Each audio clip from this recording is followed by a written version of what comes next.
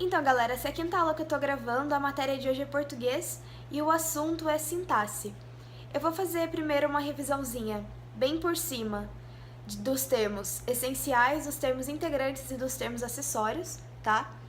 Vamos começar pelos termos essenciais.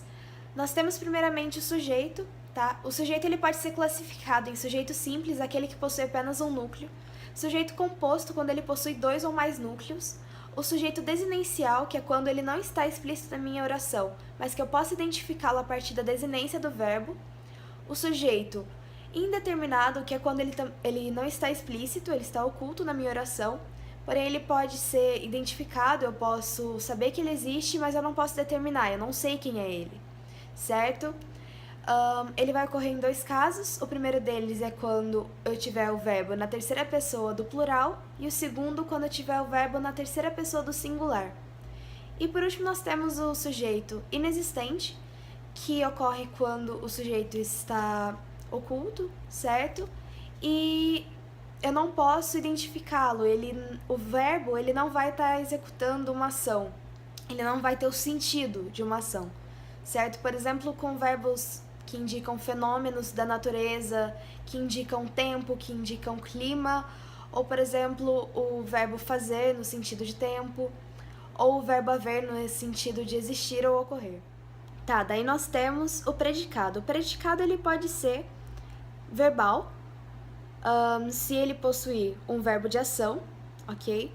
Ele pode ser nominal, caso ele possua um verbo de ligação e um predicativo, ou pode ser verbo nominal, quando ele possui um verbo significativo e também um predicativo. Tá, agora quanto aos termos integrantes. Dos termos integrantes nós temos o objeto, que pode ser objeto direto, quando ele se ligar sem o auxílio de uma preposição, indireto, quando ele precisar desse auxílio de uma preposição para se ligar ao verbo, ou direto e indireto, quando o verbo ele pedir os dois complementos verbais, certo? Daí nós temos também o complemento nominal, que vai completar o sentido de uma palavra que não seja um verbo por meio de uma preposição, certo?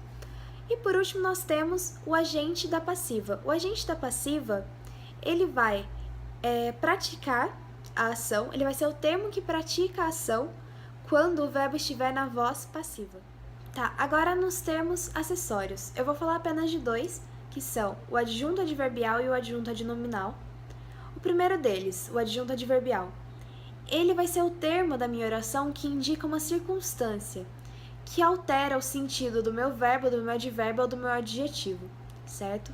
Enquanto o adjunto adnominal ele vai especificar um substantivo concreto no caso. Uma dúvida que eu creio que muitos tenham é quanto a identificar um adjunto adnominal ou um complemento nominal. A diferença entre eles é basicamente, um adjunto adnominal ele se refere a um substantivo concreto, enquanto o complemento nominal ele vai se referir a um substantivo abstrato, um substantivo originário de um verbo.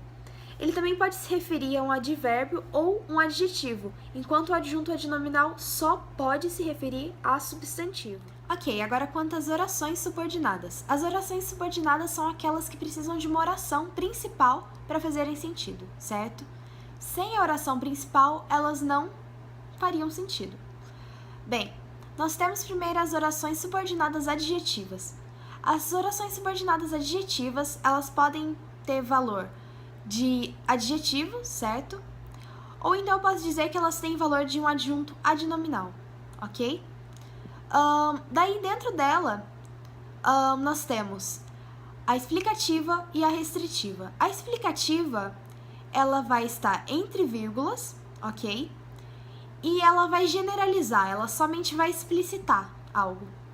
Enquanto a restritiva, ela não vai ter o uso de vírgulas e ela vai especificar, ela vai restringir um termo.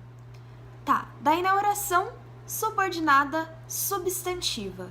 Nós temos que a oração subordinada substantiva vai exercer uma função sintática de um substantivo, certo? Substantivo, ou seja, aquela categoria que dá nome às coisas, ok? Daí depois nós temos a oração subordinada adverbial. A oração subordinada adverbial vai ter a função de um adjunto adverbial, ok? Um adjunto adverbial da oração principal.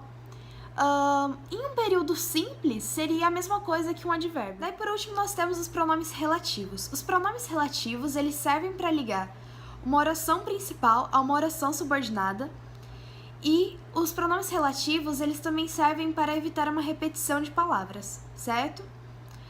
Daí nós temos, primeiramente, o que vai ser um caso genérico, o qual, a qual, o qual vai ser, no caso, masculino, a qual, no caso, seja feminino. Também temos o quem, que se refere especificamente a pessoas, certo? E todos esses vão ter funções sintáticas diferentes dependendo do contexto. Enquanto nós temos cujo ou cuja, que vai depender do termo que precede, certo? Para saber se vai ser cujo ou cuja. E ele sempre vai ser um adjunto adnominal. E o onde, por último, que se refere a lugar, que sempre vai ser um adjunto adverbial de lugar, certo? Então é isso.